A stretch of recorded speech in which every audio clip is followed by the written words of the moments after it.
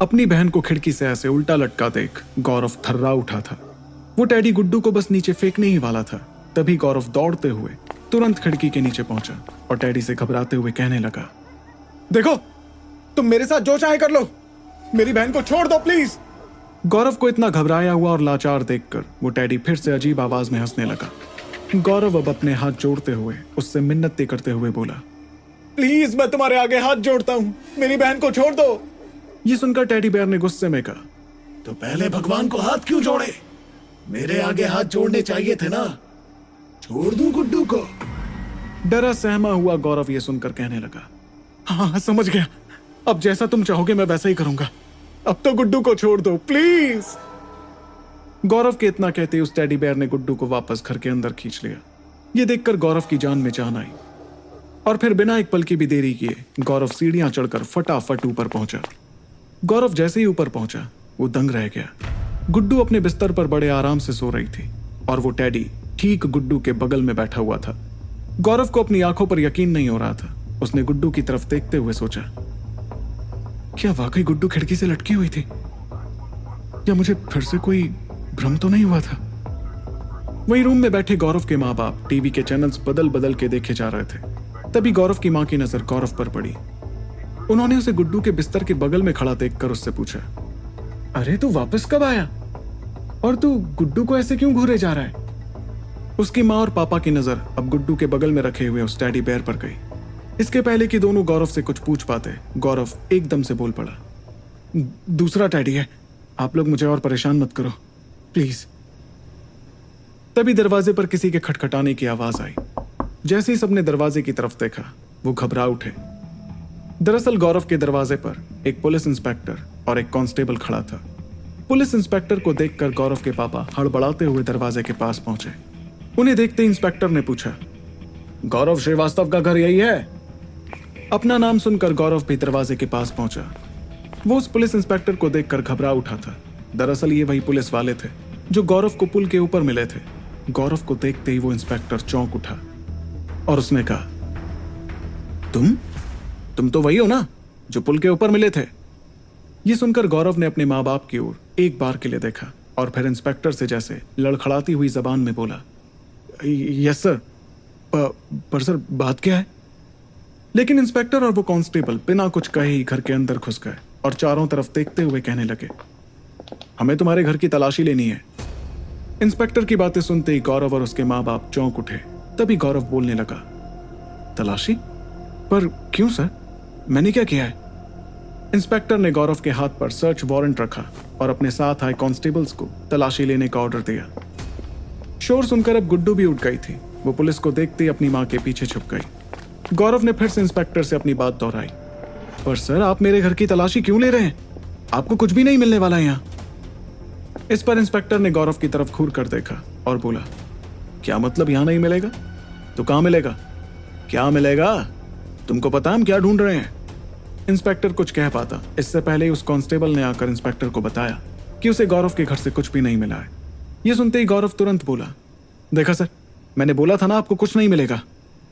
Inspector ने गौरव को ऊपर से नीचे तक देखा और उसके पास आकर बोला, जीतू नाम का लड़का यहीं रहता था ना तुम्हारे साथ? जीतू का नाम सुनते ही गौरव के चेहरे का रंग उड़ गया। वो हकलाने लगा, कौन सर? तभी इंस्पेक्टर ने कहा, जितेंद्र शुक्ला। इतना कहते इंस्पेक्टर अपने फोन पर जीतू का फोटो दिखाने लगा और बोला, पहचानते हो इसे? जीतू का फोटो देखते ही गौरव की बोलती बंद हो गई। गौरव को समझ नहीं आ रहा था कि वो इंस्पेक्टर से क्या बोले। वहीं गौरव के बगल में खड़े उसके माँ बाप के भी होश उड़ गए थे। तभी इंस्पेक्टर भारी आवाज में बोला, कुछ याद आया या और याद दिलाऊं? गौरव याद करने का बहाना करते हुए बोला, अच्छा ये, हाँ सर, ये तो मेरे साथ ही रहता था। क्यों, क्या हुआ सर? अब उस इंस्पेक्टर ने चिल्ला कर कहा, ज्यादा होशियारी दिखा रहे हो, जैसे कि तुम्हें पता ही नहीं कि इसका मर्डर हो चुका है। गौरव को लगा कि उसकी धड़कनें तेज हो गई थी। फिर उसने धीरे से हकलाते हुए कहा, मर्डर? सर मुझे कैसे पता होगा? इंस्पेक्टर ने अब बताया कि उन्हें जीतू के सिम कार्ड की डिटेल्स से पता चला है कि उसकी लास्ट टाइम बात गौरव से ही हुई थी और उनका शक गौरव पे ही था। ये सुनकर गौरव की सिट्टी पिट्टी गुल हो गई। गौरव के माँ बाप भी इंस्पेक्टर की बात सुनकर गौरव को सवाल भरी नजरों से देखने लगे।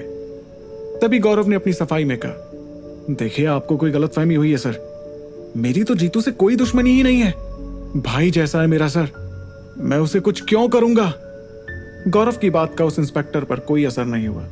उसने अपनी भौहें चढ़ाते हुए कहा, जितना पूछा जाए उतना बताओ, जीतू से क्या बात हुई थी तुम्हारी, और पुल पर क्या करने गए थे तुम। ये सुनते ही गौरव ने जैसे कुछ सोच कर कहा, वो सर मैं तो वहां बस टहलने गया था, यूं ही बस ऑफिस की परेशानी से तंग आकर। इंस्पेक्टर समझ गया कि गौरव बहाना बना रहा है। ये देखकर उसका गुस्सा और बढ़ गया। तुम ऐसे नहीं मानोगे, चलो हमारे साथ पुलिस स्टेशन। ये सुनते ही गौरव के पापा इंस्पेक्टर के सामने अपने हाथ पैर जोड़ने लगे। नहीं नहीं सर, ऐसा मत कीजिए, हमारे बेटे ने कुछ नहीं किया है। इंस्पेक्टर ने उनकी एक नहीं सुनी और गौरव का कॉलर पकड़कर उसे सीढ़ियों से घसीटते हुए नीचे ले जाने लगा। गौरव और इंस्पेक्टर के पीछे पीछे गौरव के माँ बाप और गुड्डू भी नीचे पहुंचे। उनका रो रो कर बुरा हाल हो रहा था। गौरव अपना कॉलर इंस्पेक्टर के हाथ से छुड़ाने की कोशिश करते हुए बोला, सर आप एक बार मेरी बात तो सुनिए। इंस्पेक्टर ने कांस्टेबल से जीप का दरवाजा खोलने का इशारा किया और गौरव की तरफ देखते हुए बोला, अब जो भी सुनना सुनाना है तुम्हें पुलिस स्टेशन में जाकर करना। तभी गौरव की मां ने इंस्पेक्टर से रोते हुए कहा, सर मेरे बेटे ने कुछ नहीं किया है। लेकिन इंस्पेक्टर ने किसी की भी एक ना सुनी। अपनी दुकान पर बैठे मिश्रा जी सब तमाशा देखे जा रहे थे।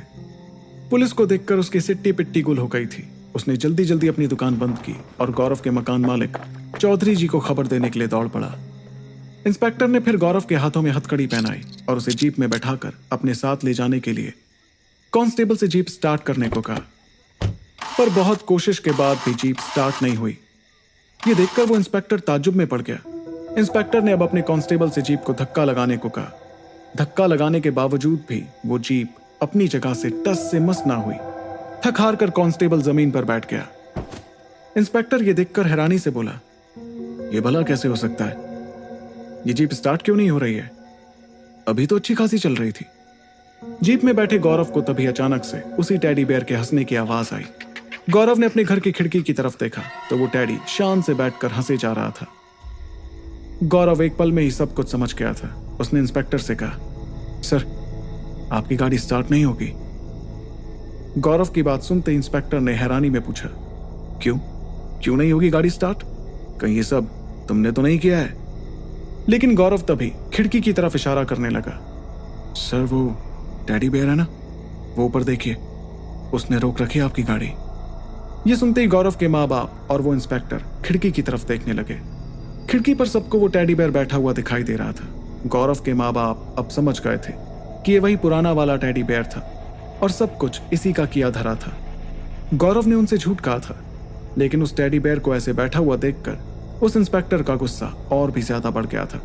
उसने जीप में बैठे हुए गौरव को खींचकर बाहर निकालते हुए कहा, मजाक करता है पुलिस के साथ, मजाक करता है तू। वहां उस पुल पे इसे सीट बेल्ट लगाए हुए था और यहां कह रहा है कि इसी ने मेरी गाड़ी रोक कर रखी है। रुक साले, अभी बताता हूं तुझे। उस इंस्पेक्टर ने अब कांस्टेबल के हाथ से डंडा छीना और जैसे ही उसे घुमा के गौरव पर मारना चाहा कि एकदम से वो डंडा अचानक से हवा में उड़कर दूर जा गिरा। ये देख इंस्पेक्टर और भी ज्यादा गुस्से से तमतमा उठा। उसकी आंखें लाल हो गईं और उसने अपनी गन निकाल ली। ये देखकर गौरव और उसके माँ बाप बहुत ज्यादा डर गए। अब उस इंस्पेक्टर ने गौरव की तरफ निशाना साधते हुए कहा, अच्छा तू मेरी इंसल्ट करेगा। कि तभी पीछे से गौरव के पापा इंस्पेक्टर के पैरों में आकर गिर गए। सर इसे माफ कर दीजिए सर, टेंशन में कुछ भी बोले जा रहा है। गन अपने ऊपर सदी देखकर गौरव के तो प्राण ही सूख गए थे। वो डरते हुए बोलने लगा, सर मैं कोई मजाक नहीं कर रहा, आप मेरी बात का विश्वास कीजिए, ये जो कुछ भी हो रहा है सब उस टेडी बेयर की वजह से ही हो रहा है। ऊपर खिड़की पर बैठा टेडी बेयर गौरव को ऐसी हालत में देखकर जोर जोर से हंसे जा रहा था। उसकी आवाज सिर्फ गौरव ही सुन सकता था। गौरव पर गनताने खड़ा इंस्पेक्टर गौरव की बात से एकदम आग बबूला हो गया था। सभी लोग इंस्पेक्टर को समझाने की कोशिश कर रहे थे, पर ना जाने उस इंस्पेक्टर पे कौन सा भूत सवार था कि उसने अब बिना कुछ सोचे समझे ही गौरव पर गोली चला दी। गोली चलते ही कुछ ऐसा हुआ जो शायद किसी ने सोचा भी नहीं होगा। गोली आगे की बजाय पीछे चली गई और सीधे उस इंस्पेक्टर के माथे में जा लगी। ये देखकर सभी लोग एकदम हक्के बक्के रह गए। गोली लगते इंस्पेक्टर जमीन पर धड़ाम से जा गिरा। गौरव के माँ बाप ये देखकर रोने लगे। हे भगवान, ये क्या हो गया? गौरव और उसके घर वाले अपनी आंखों पर विश्वास नहीं कर पा रहे थे।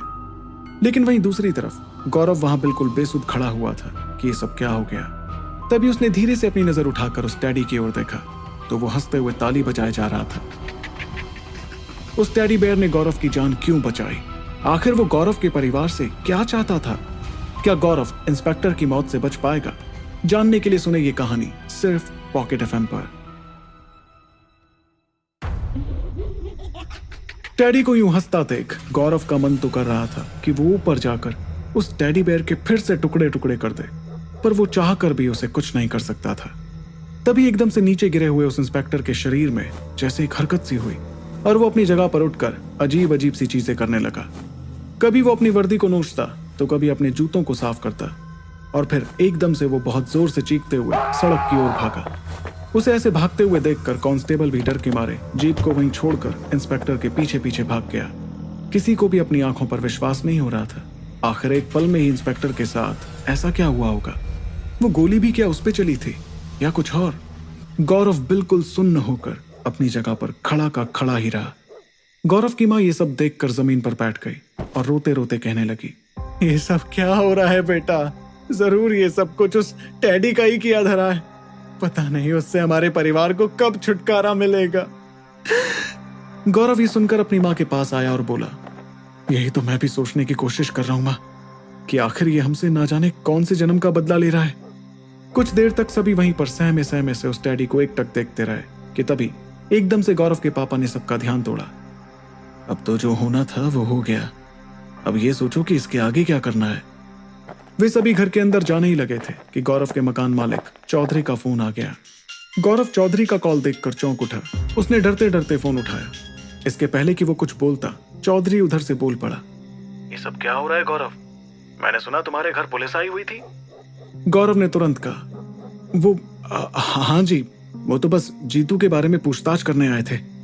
अभी गौरव अपनी बात पूरी कर ही पाता कि इससे पहले ही चौधरी जी उधर से बोल पड़े, मैं कुछ नहीं जानता गौरव, तुम अभी इसी वक्त मकान खाली कर दो। मकान खाली करने वाली बात सुनकर गौरव हड़बड़ा सा गया। ये क्या कह रहे हो चौधरी जी?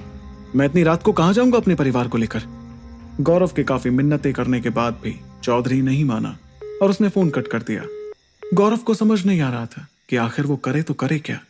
वो एकदम से अपने परिवार को लेकर कहां जाए? उसके सिर पर मानो मुसीबत का पहाड़ टूट पड़ा था। गौरव ने जैसे अपने माँ बाप को घर खाली करने के बारे में बताया, सभी का मुंह उतर गया। उनके चेहरे पर मायूसी छा गई। गौरव के पापा ने परेशान होते हुए कहा, अब क्या होगा बेटा, कहां जाएंगे हम लोग? गौरव उन्हें समझाने लगा, आप टेंशन मत लीजिए पापा, मैं देखता हूं कुछ। सभी घर के अंदर जाकर अपना सामान भारी मन से बांधने लगे। दूर बैठा टैडी सबको घूरे जा रहा था। थोड़ी देर के बाद गौरव और उसका परिवार अपना सारा सामान बांधकर जाने के लिए रूम के दरवाजे के पास पहुंचा ही था कि गौरव को जैसे लगा कि घर का दरवाजा किसी ने बाहर से बंद कर दिया है। दरवाजा ना खुलता हुआ देखकर सभी समझ गए कि ऐसा किसने किया होगा, पर किसी की भी इतनी हिम्मत नहीं हुई कि वो पलटकर उस टैडी की ओर देखे। गौरव ने फिर भी दरवाजा खोलने की एक आखिरी कोशिश की और दरवाजे को जोर से खींचकर चिल्लाया, कोई है बाहर? दरवाजा खोल दो हमारा। पर इतनी रात को उनकी आवाज कौन ही सुन सकता था। सबने इसके बाद बारी बारी से दरवाजा खोलने की कोशिश की कि तभी गौरव को एक आवाज सुनाई पड़ी। ये आवाज उस टैडी बेयर की ही थी। वो कह रहा था, ये दरवाजा नहीं खुलेगा, इसे मैंने बंद किया है। टैडी की बात सुनकर गौरव पीछे पलटा। टैडी ने आगे हंसते हुए कहा, मेरे बिना ये दरवाजा नहीं खुलेगा। गौरव समझ गया था कि बिना उसको अपने साथ में लिए वो टैडी उन लोगों को वहां से जाने नहीं देगा। फिर बड़ी हिम्मत करके गौरव उस टैडी के पास गया और उसे अपने हाथ में उठा लिया। उसके ऐसा करते ही तुरंत उस दरवाजे के खुलने की आवाज आई। दरवाजा खुलते ही सभी की जान में जान आई, लेकिन जैसे ही उन्होंने गौरव के हाथ में उस टैडी को देखा, वे चिल्ला पड़े, इस टैडी को फेंको तुम। लेकिन गौरव ने अपने माँ बाप को कोई जवाब नहीं दिया और सारा सामान लेकर घर से बाहर निकल आया। नीचे आकर गौरव ने सबको अपनी कार में बिठाया। तभी पीछे से गुड्डू बोली, भैया पर हम जा कहाँ रहे हैं?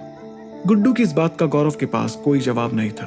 उसे समझ नहीं आ रहा था आखिर वो उन सबको लेकर कहाँ जाएगा। वो कानपुर नहीं जा सकता था। वहां पहले से ही राजीव की मौत का इल्जाम उसके पिताजी के सर पर था। और उसके कोई रिश्तेदार भी यहाँ दिल्ली में नहीं रहते थे, और ऐसी हालत में वो निधि को भी कॉल नहीं कर सकता था। गौरव ये सोच ही रहा था कि तभी उसे अर्चना का ख्याल आया। सिर्फ अर्चना ही थी जो उसकी मदद कर सकती थी। गौरव ने बिना देरी किए अर्चना को फोन किया। अर्चना ने फोन उठाया तो गौरव झिझकते हुए उससे बोला, वो अर्चना, मुझे तुम्हारी एक मदद चाहिए थी। गौरव की बात सुनते अर्चना बोली, हाँ हाँ बोलो ना गौरव। गौरव थोड़ा हिचकिचाते हुए कहने लगा, वो मेरे मकान मालिक ने हमारा रूम खाली करवा दिया है, तो क्या हम तुम्हारे घर पर एक रात के लिए रुक सकते हैं? कि तभी उधर से अर्चना की जगह उसके पापा की आवाज आई, हाँ बेटा क्यों नहीं, ये तुम्हारा अपना ही घर है, तुम लोग जब तक चाहे यहाँ रह सकते हो।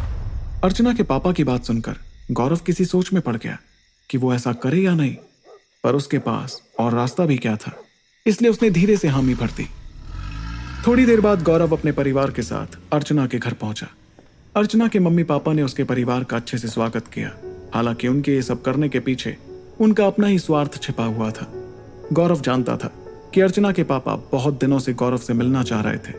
उनको अर्चना की शादी गौरव से करने की बहुत जल्दी थी, और अब तो सीधे गौरव के साथ साथ उसके माँ बाप भी आ गए थे।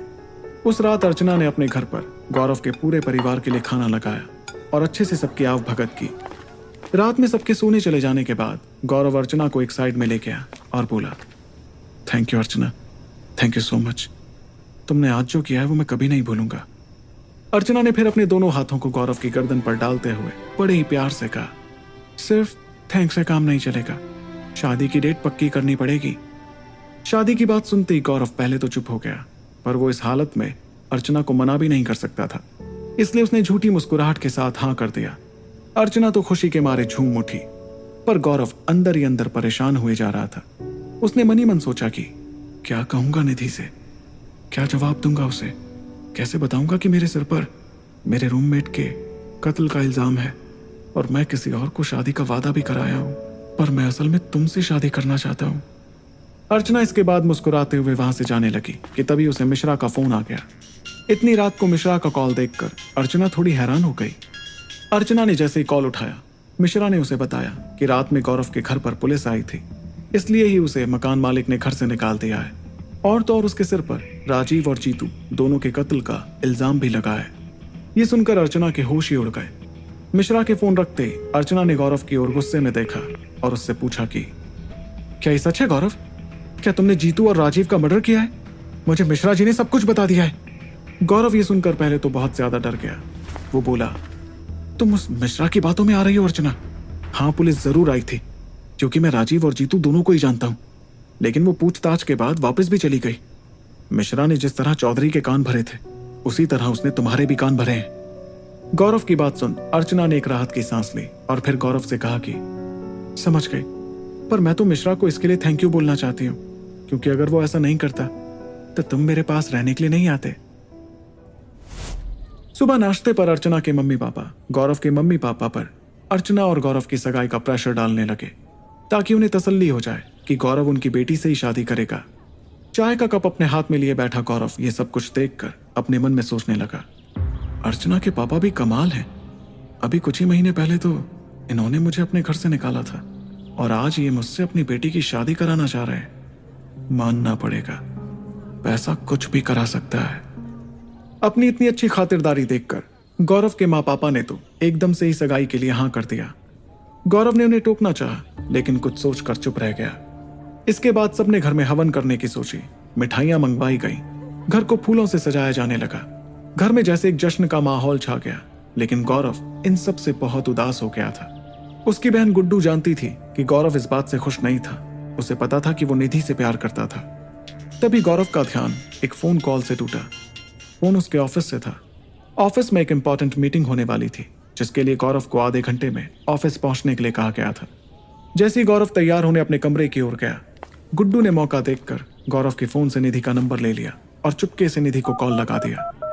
एक दो रिंग होने के बाद जब निधि ने कॉल उठाया तो गुड्डू बोली, हेलो निधि भाभी, मैं गुड्डू बोल रही हूँ, गौरव भैया की बहन।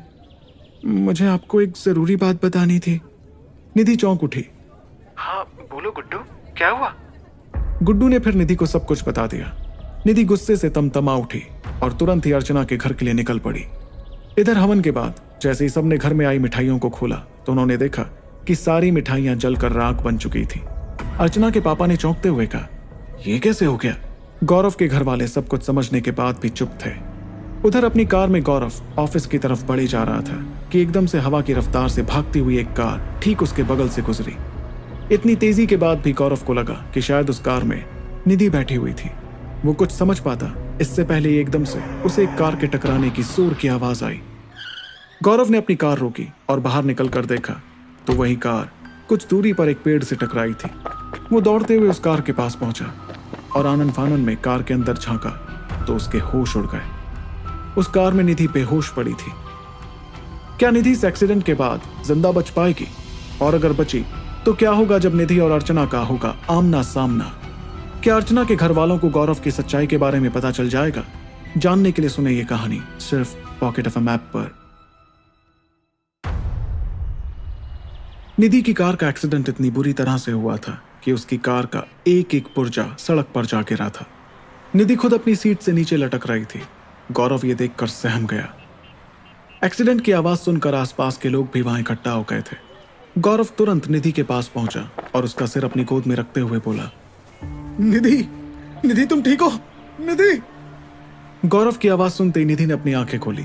अचंभे की बात यह थी कि इतना भयानक एक्सीडेंट होने के बावजूद भी निधि को बस कुछ खरोचें ही आई थी, पर वो इतनी डरी हुई थी कि उसके मुंह से आवाज तक नहीं निकल रही थी।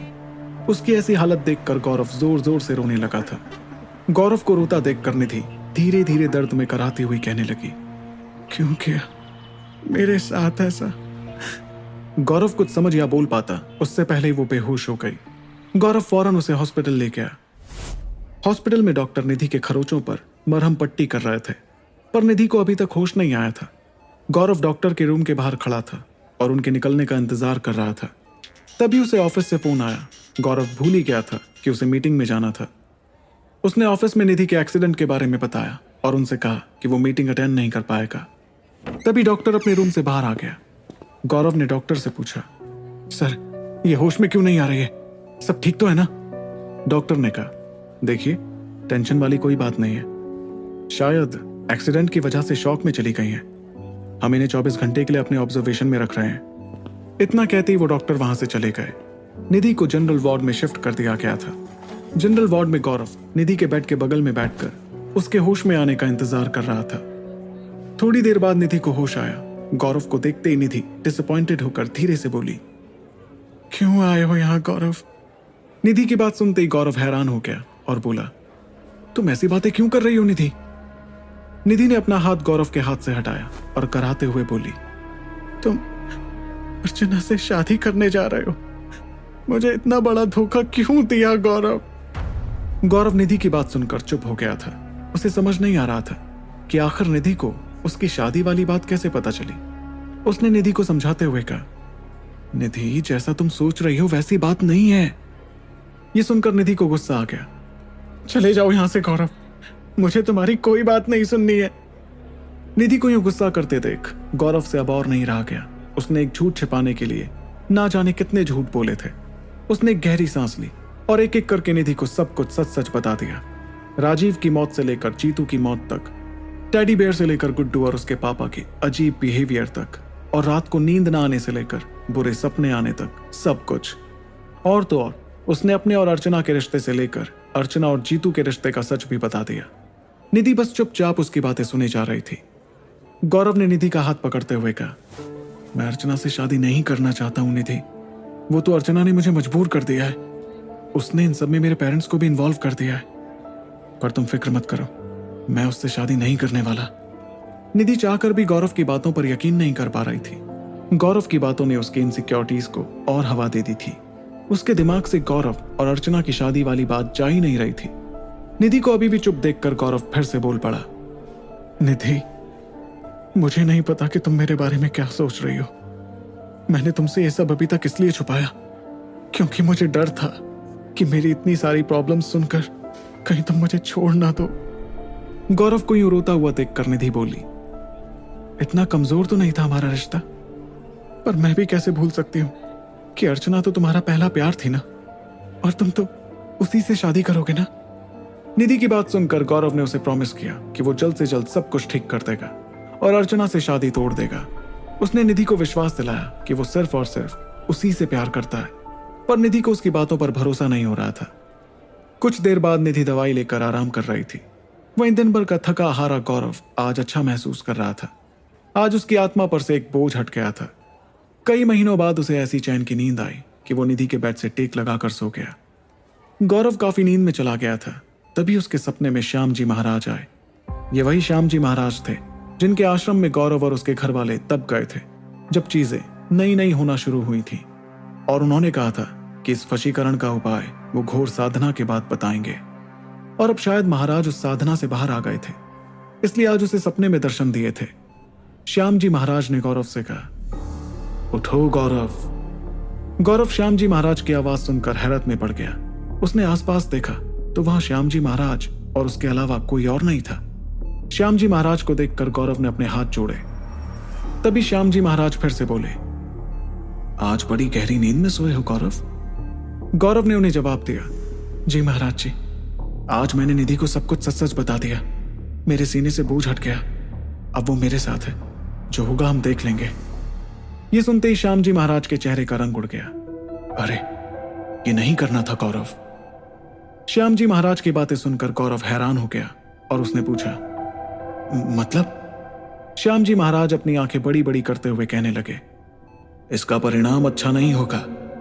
आओ मुझसे मिलने, मेरे आश्रम में आओ। मैंने तुम्हारे वशीकरण का हल ढूंढ लिया है, और हां, अकेले ही आना, इस लड़की को साथ मत लाना। गौरव को समझ नहीं आ रहा था कि आखिर महाराज निधि के बारे में ऐसा क्यों बोल रहे थे। उसने महाराज जी से पूछा, लेकिन क्यों महाराज? गौरव के सवाल का उन्होंने कोई जवाब नहीं दिया और वहां से जाने लगे। गौरव भी उनके पीछे पीछे दौड़ा और चिल्लाया, रुकिए महाराज, मेरे सवाल का जवाब तो दीजिए। पर श्याम जी महाराज ने उसकी किसी भी बात का कोई जवाब नहीं दिया और थोड़ी देर में वो वहां से गायब हो गए। गौरव उन्हें रोकने के लिए दौड़ा, लेकिन तभी अचानक से उसका पैर कॉरिडोर में लगे एक स्ट्रेचर से जा टकराया और उसकी नींद खुल गई। उसे समझ में आया कि वो एक सपना देख रहा था, लेकिन जैसे उसने स्ट्रेचर की तरफ देखा, उसके होश उड़ गए। उस स्ट्रेचर पर वही भिखारिन लेटी हुई थी जिसने गौरव की तरफ वो टेडी फेंका था और उस लाश की बोरी को गायब किया था। उस भिखारिन को देखकर गौरव गुस्से से तमतमा उठा और उसे झंझोरते हुए उठाया और उससे धीरे से पूछा, सुनो, इधर देखो मेरी तरफ। कहाँ है वो लाश की बोरी? बताओ मुझे, क्यों गायब की तुमने वो मेरी कार से? भिखारिन ने धीरे धीरे अपनी आंखें खोली, पर वो बिल्कुल चुपचाप गौरव को देखे जा रही थी। गौरव फिर से बोल पड़ा, बोलती क्यों नहीं? खामोश क्यों हो तुम? तभी बगल वाले कमरे से एक नर्स निकली और गौरव को उसे परेशान करता हुआ देखकर उसके पास गई और उसे फटकार लगाते हुए बोली, क्यों परेशान कर रहे हो इस बेचारी को? इस भिखारन की जुबान चली गई है एक हादसे में, अब ये कुछ बोल नहीं सकती। इसे तंग मत करो, जाओ यहां से। तब गौरव ने उस भिखारिन की तरफ देखा और वो भिखारिन गौरव को देखकर अजीब तरीके से मुस्कुराई। ऐसा लगा कि जैसे वो गौरव की जिंदगी पर हंस रही हो। इससे पहले कि गौरव उससे कुछ कह पाता, नर्स उस भिखारिन को लेकर चली गई। फिर गौरव भी वापस निधि के बेड के पास पहुंचा और देखते ही वो चौंक गया कि वहां पर निधि थी ही नहीं। उसका बेड खाली था और उसका मोबाइल फोन भी वहीं था। गौरव को समझ नहीं आ रहा था कि आखिर निधि कहां चली गई थी। निधि को आसपास न देखकर गौरव को किसी अनहोनी का अंदेशा हो गया था और अचानक उसके दिल की धड़कनें काफी तेज हो गई थी।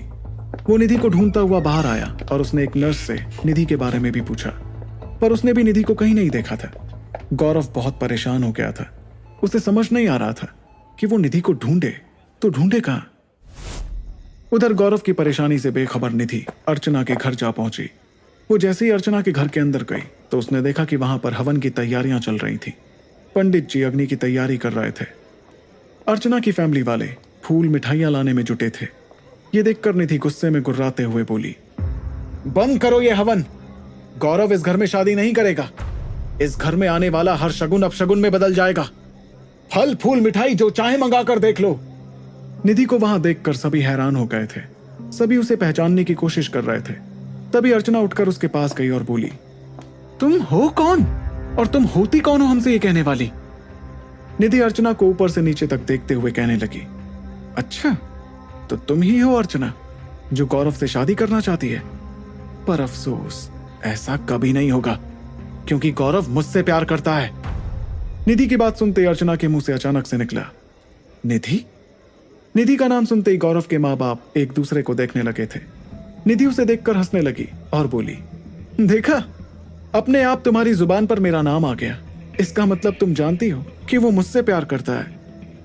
अर्चना और निधि को इस तरह से लड़ता देखकर गुड्डू डर गई और उसने गौरव को कॉल करके बुला लिया। इधर अर्चना के घर पर माहौल काफी गर्म हो चुका था। निधि की बात सुनकर अर्चना कहने लगी, कुछ दिन गौरव ने तुमसे बात क्या कर ली? तुम तो उसके पीछे ही पड़ गई। गौरव का पहला प्यार मैं हूं और उस पे सिर्फ मेरा हक है। ये सुनते ही निधि की आंखों से जैसे अंगारे बरसने लगे। वो वहीं खड़ी खड़ी गहरी गहरी सांसें लेने लगी और तभी एकदम से उसकी नजर घर के कोने में रखे हुए उस लाल टेडी पर पड़ी। उस टेडी को देखते ही जैसे निधि को कुछ हुआ, उसकी आंखों की पुतलियां एकदम से चौड़ी हो गईं और उसके हाथ पैर कांपने लगे। उसके गुस्से से मानो खुद उसका ही शरीर जला जा रहा था। वो किसी घायल नागिन सी फुफकारती हुई अर्चना की ओर अनायास ही बढ़ी और बोली, गौरव पर सिर्फ और सिर्फ मेरा हक है, समझी? निधि का ये रूप देखकर ऐसा लग रहा था जैसे उसको किसी ने अपने काबू में किया हुआ था। अर्चना संभल पाती इससे पहले ही एकदम से निधि ने अर्चना का गला अपने एक हाथ से पकड़ा और उसे हवन कुंड की अग्नि में फेंक दिया। आखिर निधि के अंदर ऐसी क्या ताकत आ गई थी कि उसने अर्चना को देखते ही देखते आग में फेंक दिया? क्या निधि इंसान ही थी या कोई शैतान? आखिर श्याम जी महाराज निधि का नाम सुनते इतना क्यों डर गए थे? जानने के लिए सुने ये कहानी सिर्फ पॉकेट एफएम ऐप पर। जैसे ही निधि ने अर्चना को हवन की अग्नि में फेंका, उसकी आग की लपटें एकदम से बढ़ने लगी। अर्चना उस आग में धू धू करके चल रही थी। ये देखकर अर्चना के पापा अचानक से उसकी ओर बढ़े, लेकिन इसके पहले कि वो कुछ कर पाते, अचानक से हवन कुंड की अग्नि और तेज होकर घर की छत को छूने लगी। अर्चना का बचना मुश्किल लग रहा था।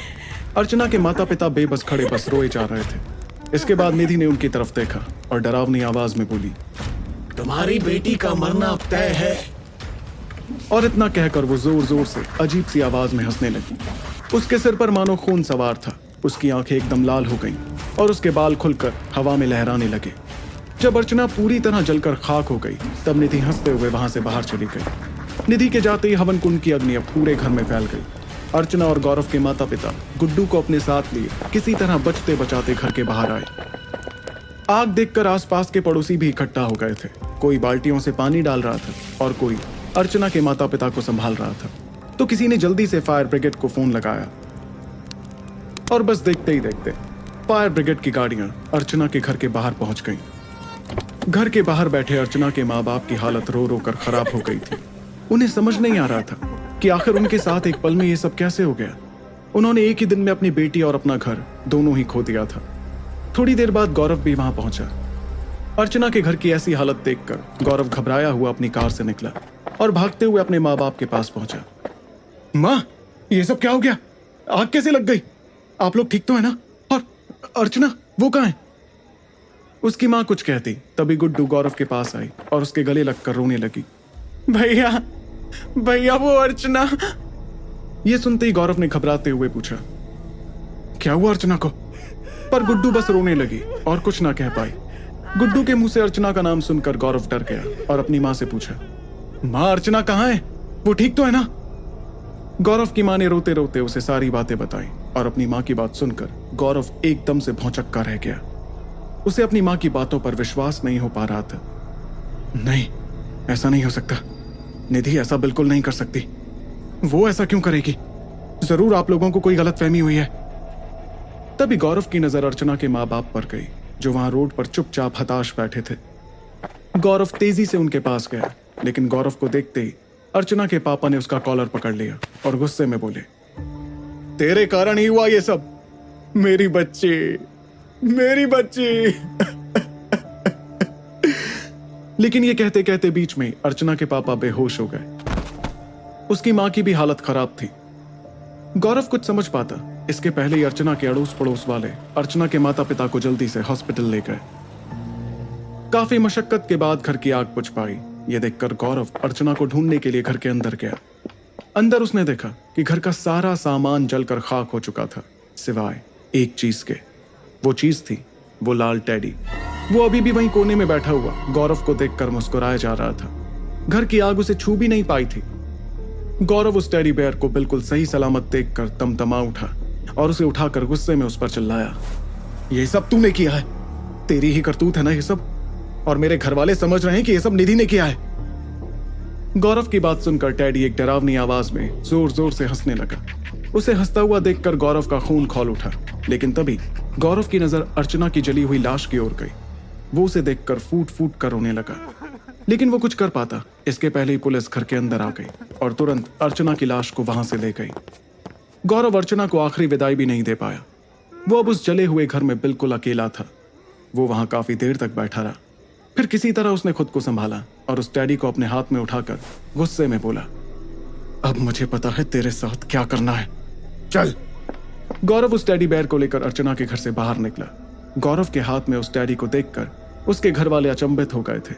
गौरव के पापा ने हैरानी से पूछा, ये खिलौना इतनी भयानक आग में जला कैसे नहीं? गौरव ने अपने माँ बाप को कार में बैठने को कहा और उस टेडी को लेकर श्याम जी महाराज के आश्रम की ओर चल दिया। वहां आश्रम में बैठे श्याम जी महाराज गौरव के आने का ही इंतजार कर रहे थे। उन्होंने पहले अपने शिष्यों को वहां से चले जाने के लिए कहा और फिर एकांत में गौरव और उसके परिवार से बातें करने लगे। और फिर तभी एकाएक श्याम जी महाराज की नजर उस टेडी पर पड़ी। टेडी पर उनकी नजर पड़ते ही एकदम से टेडी की वो गोल गोल आंखें लाल हो गईं और उसमें से मानो चिंगारियां निकलने लगी। ये देखकर श्याम जी महाराज बोले, बहुत दुष्ट जीव है तुम्हारे हाथों में, ना ये पानी में डूबेगा, ना ज्वाला से जलेगा, ना ये फटेगा, ना टूटेगा। तुम चाहकर भी इसका साथ नहीं छोड़ सकते। ये तुम्हें खुद से अलग नहीं होने देगा। ये अकेला नहीं है, इसके पीछे किसी शैतानी आत्मा की शक्ति है। महाराज की बात सुनकर सभी उनके सामने हाथ जोड़कर खड़े हो गए। सबके माथे पर चिंता की रेखा साफ साफ दिखाई दे रही थी। गौरव ने फिर अपने हाथ जोड़ते हुए कहा, महाराज, पर वो है कौन? आप किसकी बात कर रहे हैं? श्याम जी महाराज गौरव की बातें सुनकर बोले, वो जो भी है, अब यहां इस आश्रम में उसे आना ही पड़ेगा। ये कहकर श्याम जी महाराज ने अपनी मुट्ठी में कुछ काले अभिमंत्रित तिल लिए और एक मंत्र पढ़कर उसे उस टेडी के ऊपर फेंका। जैसे ही वो तिल उस टेडी के ऊपर गिरे, एकाएक उस टेडी के भीतर से किसी के रोने की आवाज आने लगी। टेडी की रोने की आवाज सुनकर सभी का जैसे दिल ही दहल गया। उसके रोने की आवाज इतनी खतरनाक थी कि सभी के रोंगटे खड़े हो गए थे। उसे रोता देखकर गौरव के दिल को बहुत तसल्ली मिल रही थी। आखिर वो खिलौना जिसने उसके जीवन को तहस नहस कर दिया था, आज वो महाराज के आगे बिल्कुल बेबस था कि तभी अचानक रोते रोते टेडी के भीतर से राजीव की आवाज आई, गौरव, मुझे तेरे पापा ने मारा है, मुझे आजाद कर दे। गौरव, मैं भटक रहा हूं। टेडी के अंदर से राजीव की आवाज सुनकर सभी सिहर उठे। गौरव के पापा तो सीधे जाकर महाराज के चरणों में ही गिर गए और गिड़गिड़ाने लगे, महाराज, हमने राजीव को नहीं मारा था, हमें तो कुछ याद ही नहीं है। महाराज ने उन्हें उठने को कहा और तभी टेडी के अंदर से जीतू की आवाज आई, गौरव भैया, मुझे क्यों मारा आपने? जीतू की आवाज सुनकर गौरव एकदम हक्का बक्का रह गया और फिर महाराज की तरफ हाथ जोड़कर बोला, महाराज, मैंने उसे जानबूझकर नहीं मारा था। गौरव की बात पर महाराज कुछ जवाब देते कि उस टेडी के अंदर से अब अर्चना की आवाज आई, गुड्डू, मैं तेरी वजह से जलकर मर गई, तू नहीं बुलाया था उसे वहां। गुड्डू ये सुनकर थर थर कांपने लगी। ये सब देखकर गौरव की मां श्याम जी महाराज से हाथ जोड़ते हुए बोली, हम थक चुके हैं महाराज, हमने तो आज तक किसी का बुरा नहीं चाहा और ये सारी मौतें ये हमने जानबूझकर नहीं की हैं, ये हमसे करवाई गई हैं महाराज। कृपा करके हमें इस मुसीबत से बाहर निकालिए महाराज, कृपा कीजिए हम पर। श्याम जी महाराज सबकी बातें ध्यान से सुन रहे थे। उन्हें गौरव की मां पर भरोसा था। इसके बाद वे टेडी की तरफ बढ़े और ऊंची आवाज में उससे बोले, क्यों उनकी जान के पीछे पड़ा है? बोल, कैसे छोड़ेगा इन्हें? टेडी ने इस बार अपनी आवाज में कहा, नहीं छोड़ूंगा, कभी नहीं छोड़ूंगा। तू चाहे कुछ भी कर ले, मैं नहीं डरता तुझसे, तू भी नहीं बचा पाएगा इन्हें। ये सुनकर श्याम जी महाराज ने वहीं पास में पड़ी हुई एक पूजा की लकड़ी अपने हाथ में ली और एक मंत्र पढ़कर उस पे जोर से फूका। उनके ऐसा करते ही वो साधारण सी दिखने वाली लकड़ी किसी नुकीले पत्थर में बदल गई। श्याम जी ने फिर उस पत्थर हो चुकी लकड़ी को टेडी के पेट में घुसा दिया। लकड़ी के पेट में घुसते ही टेडी दर्द से कराने लगा और उसके पेट के भीतर से देखते ही देखते हड्डियां निकलने लगी। ये देखकर सबने डर के मारे अपनी आंखें मूंद ली। ये मंजर इतना भयानक था कि सबकी रूह कांप उठी। महाराज ने कई बार उस लकड़ी को टेडी के पेट में चुभाया। वो टेडी बस तड़पते जा रहा था। उसकी चीखें दूर दूर तक सुनाई दे रही थीं। इसके बाद श्याम जी ने उसके पेट से निकली हड्डियों को हाथ में लिया और ऊंची आवाज में बोले, अगर मेरी तपस्या में बल है तो जिसने भी ये वशीकरण किया है उसे मेरे तपोबल के प्रभाव से तुरंत यहां पर आना ही होगा। और तभी आश्रम से दूर अपनी कार में बैठी निधि की आंखों से खून बहने लगा। उसने एकदम से ब्रेक लगाया और कार के रेयर व्यू मिरर में अपना चेहरा देखा तो जैसे उसकी जान ही निकल गई। वो खुद से हकलाते हुए बोली, ये मेरी आंखों से खून कैसे निकलने लगा? निधि को कुछ समझ नहीं आ रहा था। निधि ने वापस अपने घर की ओर गाड़ी मोड़नी चाही, पर तभी उसके कार का स्टीयरिंग खुद ब खुद घूमने लगा। ये देखकर निधि घबरा उठी। उसने ब्रेक लगाने की बहुत कोशिश की पर ब्रेक लग ही नहीं रहा था। उसने खिड़की खोलने की भी कोशिश की पर खिड़की भी नहीं खुली। यहां तक कि कार का दरवाजा भी जाम हो चुका था। निधि अपनी ही कार के अंदर जैसे कैद सी हो गई थी। वो खिड़की पीट कर मदद के लिए चिल्लाने लगी, लेकिन जैसे ही कोई उसके आसपास आता उसे देखकर डर कर भाग जाता। निधि को कुछ भी समझ में नहीं आ रहा था कि उसके साथ ये हो क्या रहा है। और फिर तभी उसकी कार अचानक से आगे की ओर रफ्तार में बढ़ने लगी। निधि की कार रफ्तार में भागते भागते सीधे श्याम जी महाराज के आश्रम में ही आकर रुकी। आश्रम में आते ही उसके कार के दरवाजे अपने आप खुल गए। ये देखकर निधि एकदम से दंग रह गई और फिर जैसे किसी ने उसे कार से बाहर की ओर खींचा। निधि ना चाहते हुए भी अनायास कार से बाहर निकल आई और उस ओर जाने लगी जहां पर श्याम जी महाराज गौरव के परिवार के साथ बैठे थे। निधि का जैसे अपने आप पर अब कोई काबू ही नहीं रह गया था। निधि लड़खड़ाते कदमों से आगे बढ़ती हुई दर्द से कराहकर खुद से कही जा रही थी, मैं यहाँ कैसे आ गई? ये क्या हो रहा है मेरे साथ? और फिर एकदम से वो खिंची खिंची सीधे श्याम जी महाराज के कदमों में जा गिरी। निधि को आश्रम में अपने सामने देखकर गौरव हैरान हो गया। उसने निधि की ओर देखकर कहा, निधि तुम यहाँ? क्या तुमने ये सब किया था? आखिर उस डैडी और निधि का आपस में क्या कनेक्शन था? क्या निधि ने ही गौरव और उसके परिवार के ऊपर वशीकरण किया था? क्या ये सब निधि से वो डैडी करवा रहा था या कोई और?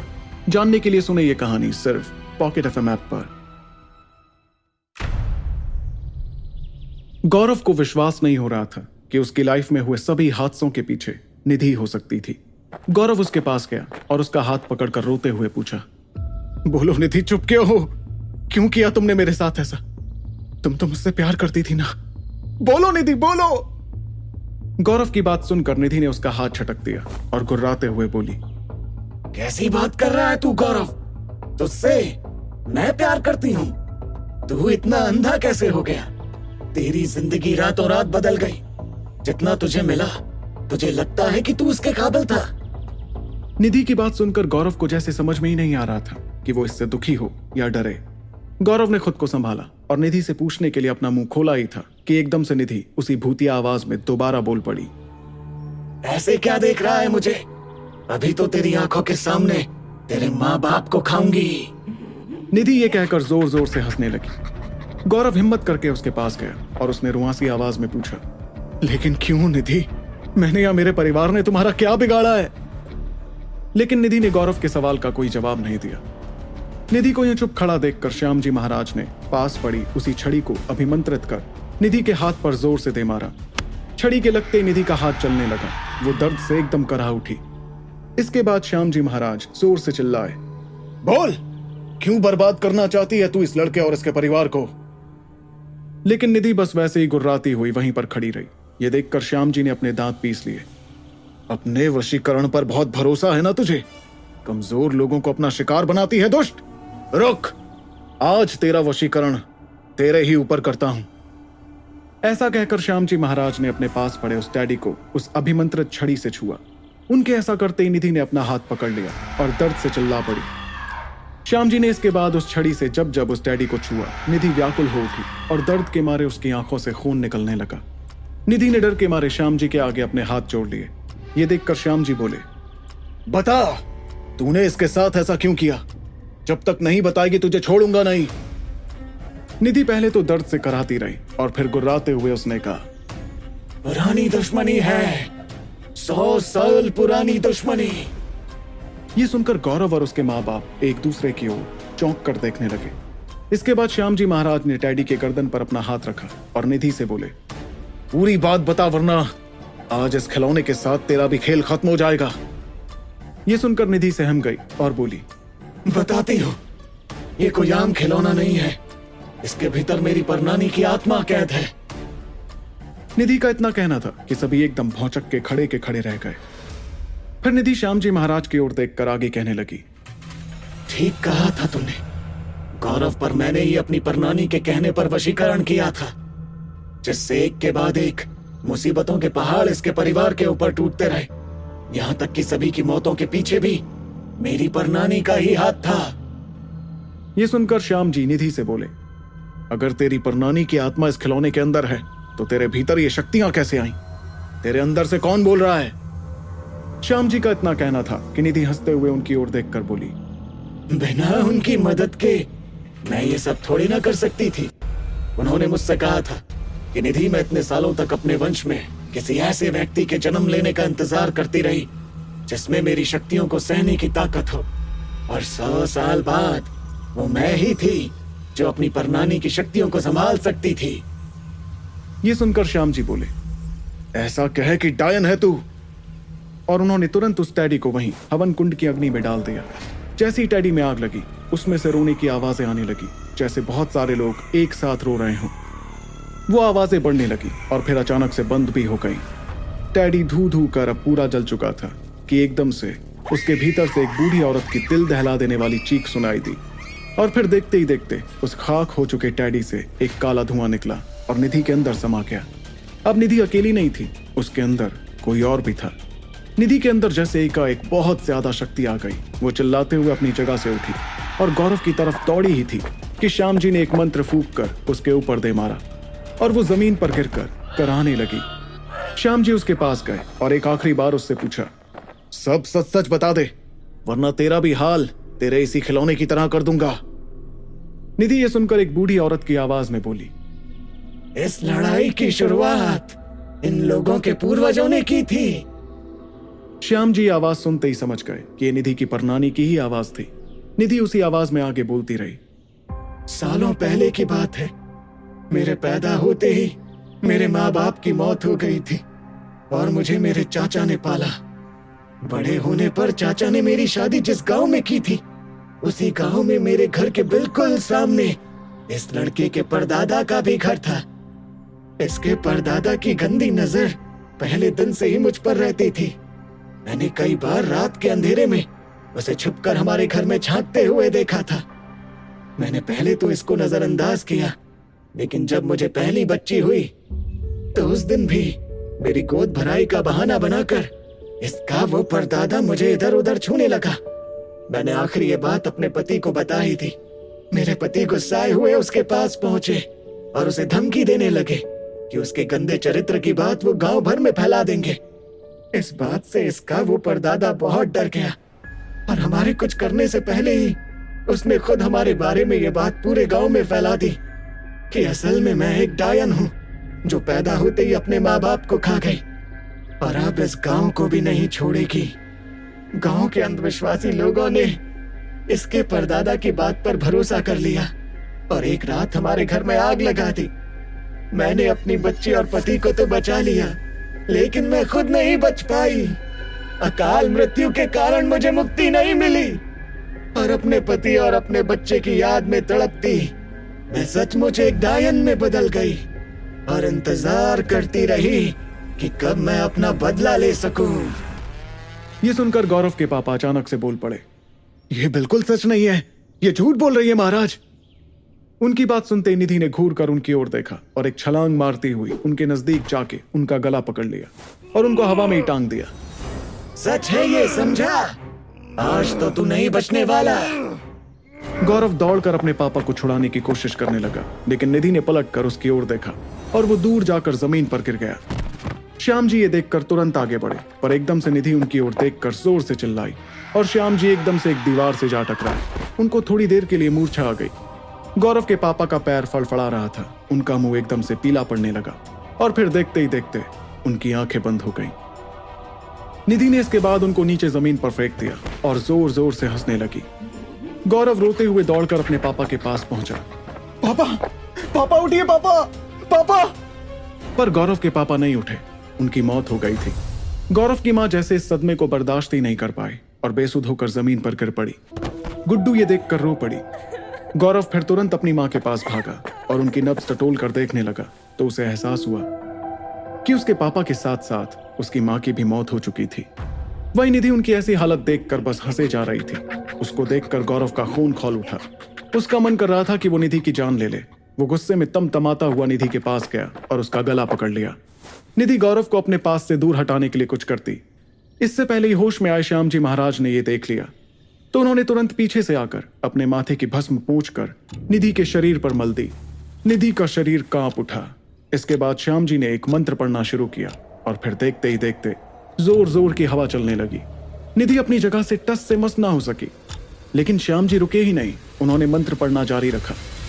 अब वो हवा किसी बवंडर में बदल गई।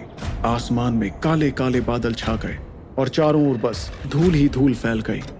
निधि दर्द से छटपटाकर जमीन पर गिरी और रोते हुए गौरव की ओर देखकर बोली, गौरव, गौरव मुझे बहुत दर्द हो रहा है, मुझे बचा लो गौरव, मैं तुम्हारी निधि हूं गौरव। गौरव की आंखों से आंसू बह पड़े, लेकिन वो मदद के लिए आगे नहीं बढ़ा। श्याम जी ने अब मंत्र पढ़ना बंद किया कि तभी वहां हवा का एक तेज झोंका आया और धूल उड़ के सबकी आंखों में पड़ गई। सबने अपनी आंखें मूंद ली और फिर दूसरे ही पल सब कुछ शांत हो गया। लेकिन जैसे ही सबने अपनी आंखें खोली तो उन्होंने देखा कि अब वहां पर निधि नहीं थी। यह देखकर श्याम जी गौरव से बोले, लगता है मेरे मंत्र के प्रभाव से न सिर्फ निधि की परनानी की आत्मा इस दुनिया से चली गई, बल्कि खुद निधि भी यहां से जा चुकी है। गौरव अपने साथ गुड्डू को लेकर बिलखते हुए श्याम जी के चरणों में जा गिरा। श्याम जी ने गौरव का कंधा पकड़कर उसे उठाया। मैं तुम्हारे माँ बाप को तो नहीं बचा पाया गौरव। उनकी मौत के बाद निधि की परनानी का भी अब इस दुनिया में और कोई अधूरा काम नहीं बचा है, लेकिन फिर भी सावधानी के लिए तुम ये ताबीज बांध लो। जब तक ये तुम्हारे पास रहेगा कोई बुरी आत्मा तुम्हारे आसपास भी नहीं भटक सकती। इसके बाद गौरव और गुड्डू अपने माता पिता की अंतिम क्रिया के लिए शमशान घाट चले गए। गुड्डू गौरव के गले लगकर फूट फूट कर रोती जा रही थी। गौरव अपने माँ बाप की जलती लाशों के सामने खड़ा जैसे पत्थर सा जम गया था। ना तो उसकी आंखों से आंसू बह रहे थे और ना ही वो गुड्डू को चुप कराने की कोशिश कर रहा था। आत्मग्लानि से भरा गौरव मन ही मन खुद को कोसे जा रहा था। उसे लग रहा था कि उसके माँ बाप के साथ जो कुछ भी हुआ उसके लिए वो ही जिम्मेदार था। वो अपने आप से धीरे से बोला, काश मैं उस दिन उस डैडी को वहीं रोड पर फेंक देता तो ना तो मुझे ये जॉब मिलती ना ही निधि, और आज माँ और पापा जिंदा होते। गौरव को अपनी पूरी जिंदगी एक बेमानी लग रही थी। ना तो उसकी नौकरी असली थी और ना ही किसी ने उससे प्यार किया था। गौरव ने सोचा कि वो अपनी जिंदगी बस किसी और के हाथ की कठपुतली बनकर जिए जा रहा था। गौरव इन्हीं ख्यालों में खोया हुआ था कि तभी उसके फोन पर उसके कंपनी के एमडी मिस्टर खन्ना का एक वॉइस मैसेज आया। गौरव, कहाँ हो तुम? कॉल क्यों नहीं पिक कर रहे? मैंने तुम्हें कॉन्ग्रेचुलेशंस कहने के लिए कॉल किया था।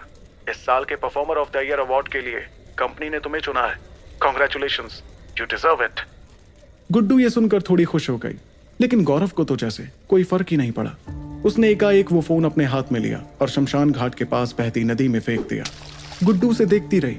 इसके बाद वो गुड्डू से बोला, चल गुड्डू, यहां से चलते हैं। ये सुनकर गुड्डू ने तुरंत पूछा, पर अब हम कहां जाएंगे भैया? गौरव एक गहरी सांस लेते हुए बोला, इन सब से बहुत दूर। कुछ देर के बाद वो रेलवे स्टेशन पर पहुंचे। धीरे धीरे ट्रेन अब दिल्ली शहर को छोड़कर आगे बढ़ती जा रही थी। गौरव अपनी सीट से उठकर ट्रेन की बोगी के गेट पर खड़ा खड़ा दूर छूटते शहर की ओर देखे जा रहा था। ट्रेन अब यमुना नदी के ऊपर से गुजर रही थी। गौरव ने मन ही मन सोचा कि वो इस शहर से उन घटनाओं से जुड़ी कोई भी चीज अपने साथ लेकर नहीं जाएगा, और उसने तुरंत अपने गले से श्याम जी की दी हुई वो ताबीज निकालकर बहती यमुना में फेंक दी। वो ताबीज गौरव के गले से निकलकर यमुना में जाकर समा गई। गौरव कुछ देर तक यमुना नदी की ओर देखता रहा और फिर एक गहरी सांस लेते हुए वहां से अपनी सीट की ओर जाने लगा। तभी एकदम से उसके पीछे से एक हल्की सी हवा का झोंका उसके कान से टकराया। गौरव को लगा कि जैसे किसी ने उसे पीछे से आवाज दी। उसने तुरंत मुड़कर पीछे की ओर देखा, पर वहां पर कोई नहीं था। क्या कोई कभी अपने अतीत से पीछा छुड़ा पाया है? गौरव की आने वाली जिंदगी जो भी रूप लेगी, उसे तो यही उम्मीद है कि वो निधि से कभी दोबारा ना मिले। ऐसी ही और कहानियां सुनते रहें सिर्फ पॉकेट एफएम ऐप पर।